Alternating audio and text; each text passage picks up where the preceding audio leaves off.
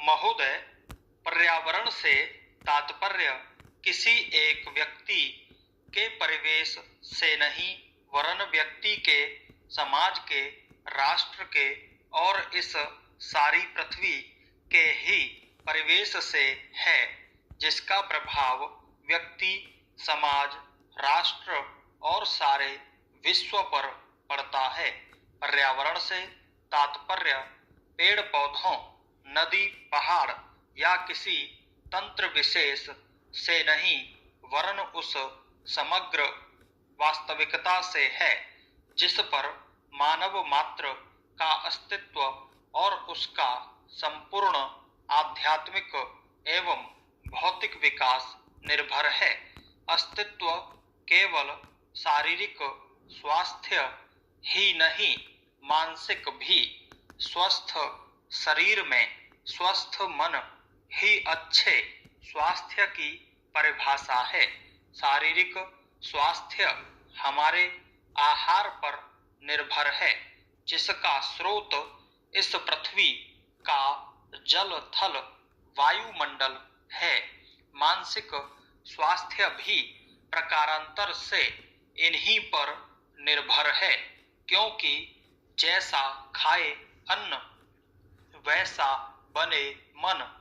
स्वस्थ जीवन पर सबसे अधिक प्रभाव हमारे चिंतन का, हमारी परंपराओं का और उन सब परिस्थितियों का पड़ता है जो हमारे ऊपर आरोपित हैं या की गई हैं या की जा रही हैं। इसलिए पर्यावरण या परिवेश में जल, थल, वायु ही नहीं बल्कि वे सारे घटक महत्वपूर्ण हैं जिनका कुछ भी प्रभाव हमारे जीवन पर, हमारी क्रियाशीलता पर पड़ता है। जैसे हमारे विचार, हमारे आचरण और हमारी परंपराएं एवं संस्कृति आदि सदा से मानव की आकांक्षा उन्नति और विकास की रही है।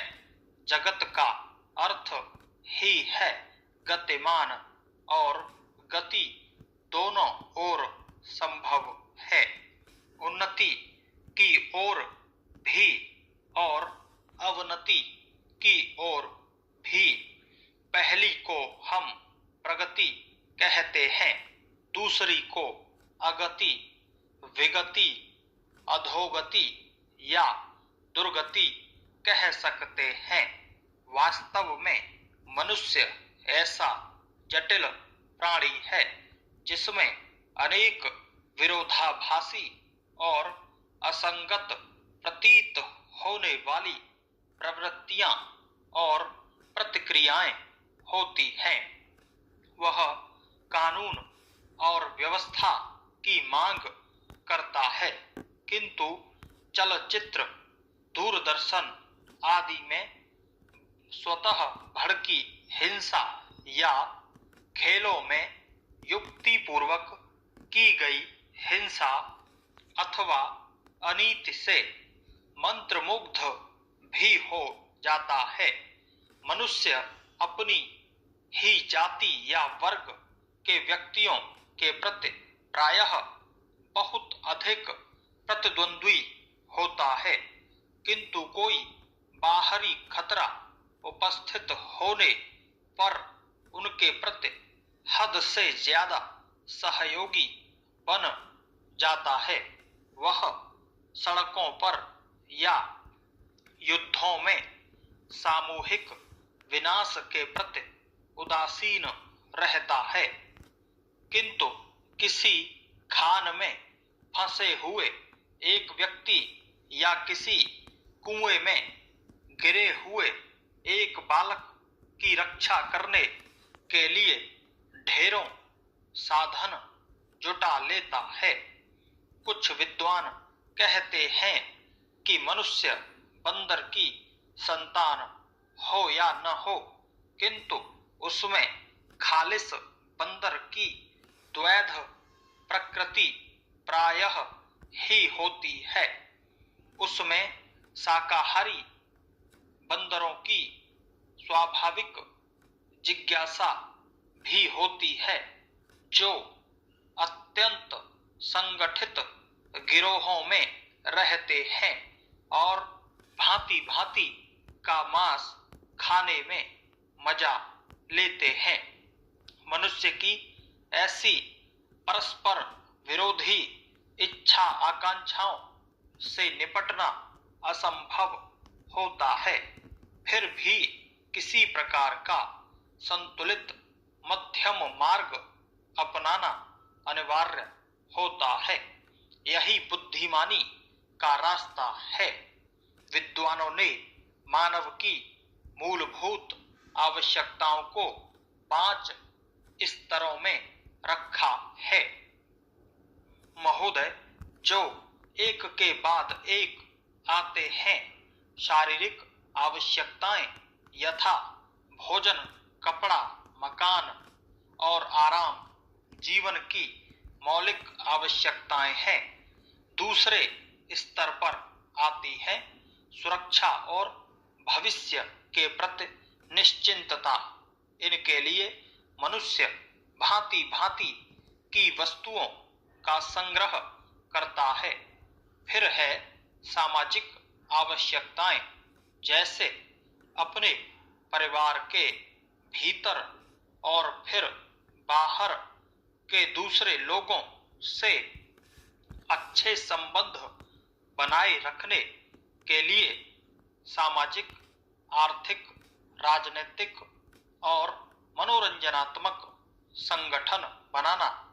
चौथे स्तर पर हैं अहम संबंधी आवश्यकताएं, जैसे आत्मसम्मान, आत्मविश्वास और आत्मतुष्टि आदि। आत्म परितोष अर्थात उन्नति, विकास और ख्याति प्राप्ति की क्षमताओं को साकार करना व्यक्ति की अंतिम और उच्चतम अपेक्षाएं हैं। इन आवश्यकताओं की पूर्ति के लिए मनुष्य अपने आसपास उपलब्ध पर्यावरण का दोहन करता है। जल, थल, वायु ही नहीं, पेड़ पौधों, पशु पक्षी, जीव जंतुओं तक का उपयोग करता है। सभी शक्तियों का, यहाँ तक कि सबल व्यक्ति अपने से निर्बल व्यक्तियों तक का दोहन करता है, जो शोषण की सीमा तक पहुंच जाता है। इसके लिए भांति भांति की तकनीकें खोजी और अपनाई जाती हैं।